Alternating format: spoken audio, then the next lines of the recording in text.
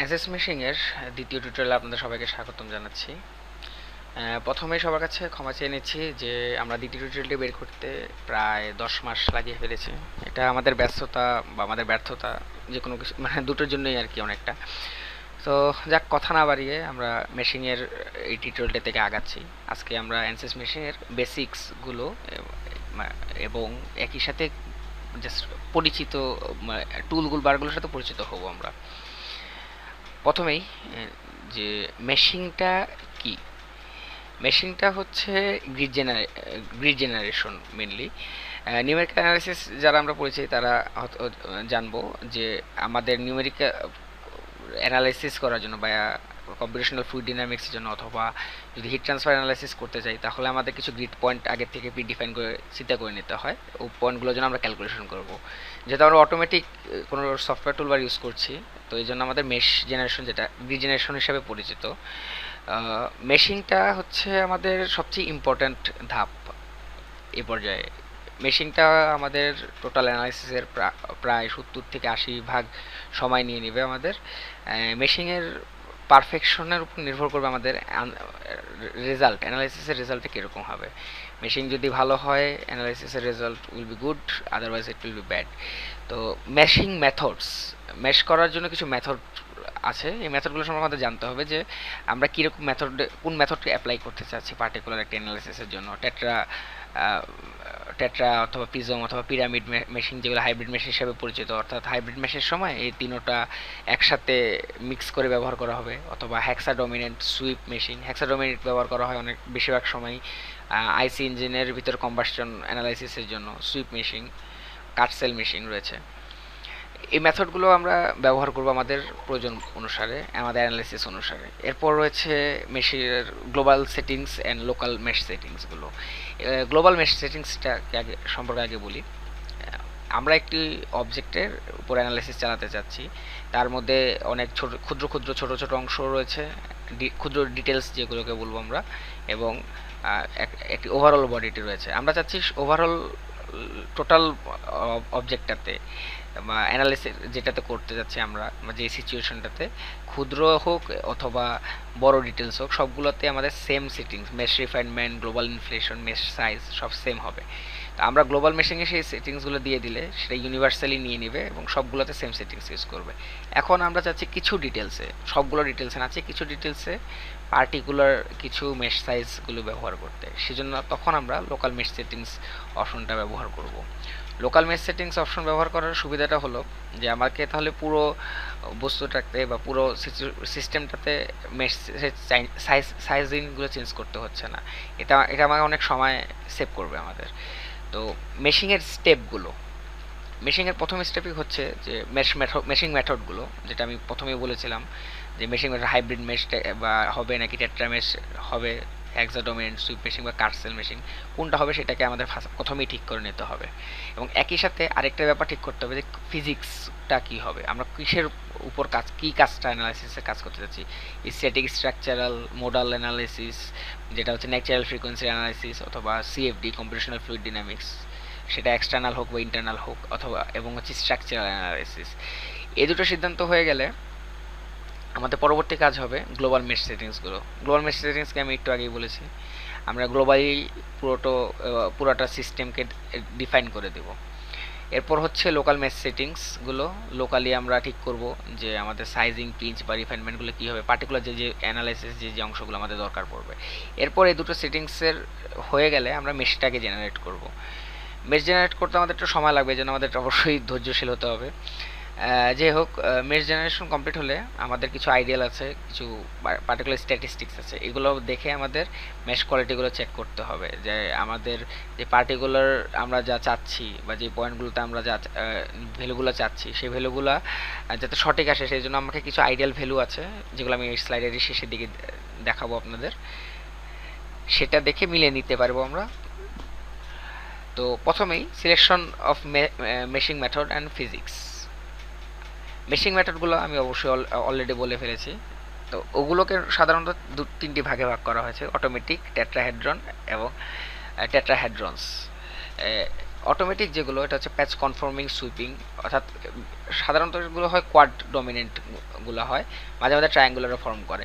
অটোমেটিকের প্রধান বৈশিষ্ট্য হচ্ছে এগুলো হচ্ছে অ্যাকচুয়ালি হাইব্রিড গুলো ক্রিয়েট করবে। যখন দেখবে যে আমার একটি পার্টিকুলার কর্নারে বা কমপ্লেক্সিটি বেশি বেড়ে যাচ্ছে, সেখানে কোয়াড তৈরি করতে গেলে বেশি টাইম কনজিউমিং হবে অথবা ডিফিকাল্টিস হবে অ্যানালাইসিসের সময়, ক্যালকুলেশন টাইম বেশি যাবে, সেই ক্ষেত্রে সে আমার ট্রায়াঙ্গুলার মেশ তৈরি করে নেবে। টেট্রাহেড্রনস এবং টেট্রাহেড্রন এগুলো হচ্ছে প্যাচ ইন্ডিপেন্ডেন্ট এবং প্যাচ কনফর্মিং সেটিংসগুলো ওভাবে ব্যবহার করবে। বাই ডিফল্ট স্ট্যাটিক অ্যানালাইসিসের জন্যই প্যাচ ইন্ডিপেন্ডেন্টই বেশিরভাগ সময় ব্যবহার করা হয়ে থাকে স্ট্যাটিক এবং মডেল অ্যানালাইসিসের জন্য, বাকিগুলোর জন্য অটোমেটিক বা টেট্রাহেড্রন ব্যবহার করা যায়। ফিজিক্স প্রেফারেন্স যখন ঠিক করবো, আমরা কম্পিউটেশনাল ফ্লুইড ডাইনামিক্স অ্যানালাইসিস করতে চাচ্ছি, explicit dynamics, mechanical, electromagnetic, model analysis যা চাচ্ছে আমরা তা ওই হিসাবে ক্যালকুলেট করে নেব, সিদ্ধান্ত নিয়ে নেব যে কি করতে চাচ্ছি। সাধারণত এগুলো আমরা প্রথমেই ধাপেই করে ফেলে থাকি। তো মেশিং মেথডের অটোমেটিক মেথডে আমরা যে আমি একটু আগে বলেছি প্যাচ কনফর্মিং, সুইপ মেশর বা অন্যান্য মেশগুলো তৈরি করে নিচ্ছে। আমরা ডিটেলসগুলো দেখে নেব। আমি এই স্লাইডটি ভিডিও শেষ নিচে লিঙ্ক দিয়ে দিব, আপনারা যারা যা লাগবে দেখে নিয়ে। তো টেট্রাহেড্রাল মেশিনগুলো বা পিরামিডাল মেশিনগুলো যেগুলো আছে এগুলো আমি জাস্ট ইনক্লুড করে দিয়েছি, ডিটেলস আপনারা যাতে বুঝতে পারেন সহজে। 2D মেশিংয়ের জন্য অটোমেটিক, ট্রায়াঙ্গুলার, ইউনিফর্ম এবং ইউনিফর্ম কোয়াড এই মেশগুলোই জেনারেট হচ্ছে। তো স্পেসিফিক গ্লোবাল মেশিংয়ের মধ্যে নিম্নোক্ত সেটিংসগুলো পাওয়া যায়, আমি আপনাদের দেখাচ্ছি। আমাদের অ্যানসিস মেশিং পুরো টুলবারগুলো হচ্ছে এরকম। তো আমরা যখন মেশকে সিলেক্ট করবো, এখানে একটা বাম পাশে দেখবেন আউটলাইন অপশন আছে, এখানে মেশ নামক একটি অপশন আছে। এটাকে যখন আমরা সিলেক্ট করব তখন আমাকে এই পাশে অপশনগুলো আসবে। প্রথমে আছে ডিফল্ট, আমার ডিফল্টে আমাকে এখানে ফিজিক্যাল প্রিফারেন্স অপশনটা আছে। আমি এটা আগে বলেছিলাম আমাদের ফিজিক্সটা ঠিক করে নিতে হবে আগেই। Mechanical, electromagnetic, CFD dot explicit আমরা কিসে কাজ করতে যাচ্ছি সেটা। রেলিভেন্স হলো গিয়ে আপনার আপনার মেশের ফাইননেস, ওটা কত ঘন হবে না কত পাতলা হবে সেটা আমরা এখান থেকে ঠিক করতে পারবো। এটা হচ্ছে বাই ডিফল্ট ফিজিক্সের সাথে আমার ইন্টিগ্রেটেড হয়ে থাকে, আমার ডিফল্টলি ওটা ক্রিয়েট করবে অবজেক্টের উপর। এরপর রয়েছে সাইজিং অপশনসের বিভিন্ন প্যারামিটারগুলো রয়েছে।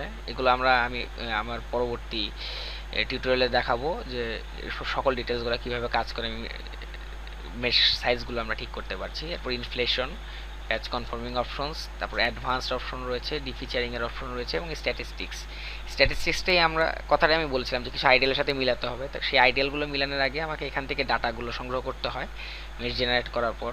সেটা আমরা এই মেশ ম্যাট্রিক্সের মাধ্যমে নোডাল এবং এলিমেন্টের সংখ্যাগুলো ক্যালকুলেট করে ওগুলো আমরা নর্মালি করে থাকি। সরি, এরপর রয়েছে হলো গিয়ে লোকাল মেশ সেটিংসগুলো আপনাকে দেখাচ্ছি। সেটা হচ্ছে যে যদি আমি মেশকে সিলেক্ট করে রাইট ক্লিক করি মাউস বাটনে, তাহলে ইনসার্টে গেলে কিছু যে অপশন পাওয়া যাচ্ছে, এগুলো হচ্ছে আমার লোকাল মেশ সেটিংসের জন্য ব্যবহার করা হয়। এখানে মেথড আছে, যে আমি পার্টিকুলার অবজেক্টের কথা বললাম, যখন আমি একটা পার্টিকুলার সিস্টেম ব্যবহার করতে চাচ্ছি তখন আমরা মেথড এখান থেকে সিলেক্ট করে দেবো। তার সাইজ কত হবে, মেশের কন্ট্যাক্টগুলো সারফেসগুলোকে বড় হবে না ছোট হবে, রিফাইনমেন্ট করা লাগবে নাকি, বা ম্যাচ কন্ট্রোল হবে, পিঞ্চ থাকবে, ইনফ্লেশন থাকবে নাকি, এই মেথড সিস্টেমগুলো আমরা আগে দেখে নেব। এছাড়া অন্যান্য যে অপশনগুলো রয়েছে আমাদের, সেগুলো হচ্ছে virtual topology, connection, section plane, mesh numbering, name selection body. Virtual topology হচ্ছে যে ব্যবহার করা হবে তখন যখন মেশের মধ্যে অবজেক্টের মধ্যে কোনো জায়গাতে ফাঁকা রয়ে গেছে বা আমরা চাচ্ছি যে চারটা বা পাঁচটা সারফেস একটা সারফেস হিসেবে কাজ করবে, তো আমরা একটা ভার্চুয়াল সারফেস তৈরি করে দিব। আমার মেইন অবজেক্টে কোনো সমস্যা পরিবর্তন হবে না, কিন্তু অ্যানালাইসিসের সময় টোটালটাকে এক সারফেস ধরে নেবে, তাহলে আমার রিজেনারেশনটা সহজ হবে। কানেকশনস হচ্ছে যে আমার যদি পাশাপাশি দুটো অবজেক্ট লাগানো থাকে, তাদের যে সংযোগস্থলেরটাকে একটা নাম দিয়ে দিলাম কানেকশনস, তাহলে তাদের মধ্যে হিট ট্রান্সফার বা অন্যান্য অ্যানালিসিসগুলো আমাদের জন্য সহজ হবে। সেকশন প্লেন হচ্ছে যে আমি গ্রিড জেনারেট করার পর কোনো একটা সেকশনে কী পরিমাণ কীরকম গ্রিড জেনারেট হয়েছে সেগুলো দেখার জন্য। মেশ নাম্বারিং আর নেম সিলেকশন হচ্ছে মেনলি বাউন্ডারি কন্ডিশনগুলো তৈরি করার জন্যই ব্যবহার করা হয়। মেশ কোয়ালিটি চেকের কথা আমরা বলছি। মেশ কোয়ালিটি চেকের ব্যাপারে প্রথমে যেটা হচ্ছে যে তিনটা ব্যাপার আমাদের সবসময় দেখতে হবে। সেটা হচ্ছে good mesh quality, proper mesh distribution এবং পারফেক্ট রেজলিউশন, এই তিনটা ব্যাপার। কেননা এই তিনটা যদি আমরা থাকে তাহলে একটা মেশিনকে আমরা ভালো মেশিন বলতে পারবো। আর ইরোরটাও যথাসম্ভব কম আসবে এগুলোর মধ্যে। তো এগুলো করার জন্য সাধারণত চেক করার জন্য মেশ স্ট্যাটিস্টিক্স, মেশ ম্যাট্রিক্স আর মেশ ম্যাট্রিক্স কন্ট্রোল এগুলো ব্যবহার করে আমরা করে থাকি। আমি যে আইডিয়ালগুলোর কথা বলেছিলাম প্রথমে, তো এখানে হচ্ছে সেই আইডিয়ালগুলো আমার একটা দেওয়া আছে। যদি আমি মেশ ম্যাট্রিক্স থেকে অর্থোগোনাল কোয়ালিটিগুলো চেক করতে চাই, এটা হচ্ছে তার স্কেলটি, যে আমার যদি মেশ ম্যাট্রিক্সে তার ভ্যালুটা জিরোর দিকে থাকে, যত কাছাকাছি থাকবে তত হচ্ছে আমার মেশের কোয়ালিটি খারাপ হবে, এবং ওয়ানের দিকে যত যেতে থাকবে অত হচ্ছে আমার ভালো হতে থাকবে। মিনিমাল আমার 0.2 পর্যন্ত রাখতে পারবো আমি। অথবা যদি আমার ওকে অর্থোগোনালিটি কোয়ালিটি চেক করতে না চেয়ে যাচ্ছে স্কিউনেস কোয়ালিটি চেক করতে, তাহলে সেই কেসে হচ্ছে যে জিরোর দিকে যত রাখা যাবে অত বেটার, এবং ওয়ানের দিকে গেলে এটা ওয়ার্স্ট হয়ে যাবে, ওয়ার্স্ট মেশিন। এটা মেশিন আমরা এটা ম্যাক্সিমাম 0.8 পর্যন্ত রাখা যায়, এরপরে গেলে সাধারণ সমস্যা হয়।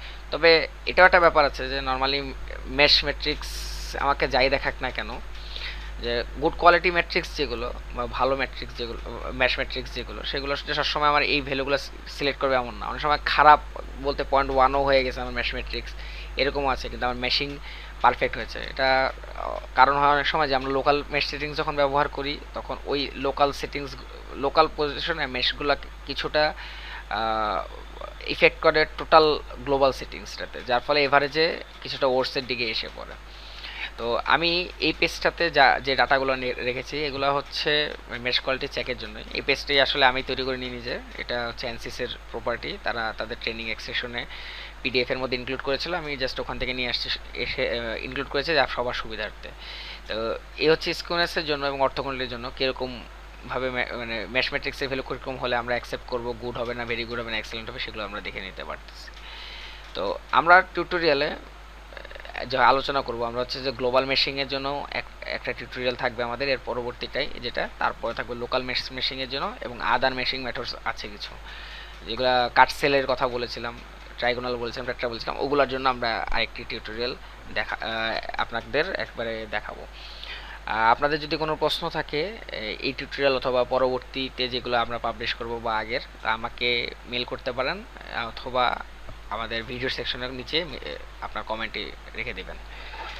ধন্যবাদ। ইনশাআল্লাহ আমরা পরবর্তী টিউটোরিয়াল থেকে ডিটেলসে কাজ করা শুরু করব এনসিস মেশিং নিয়ে।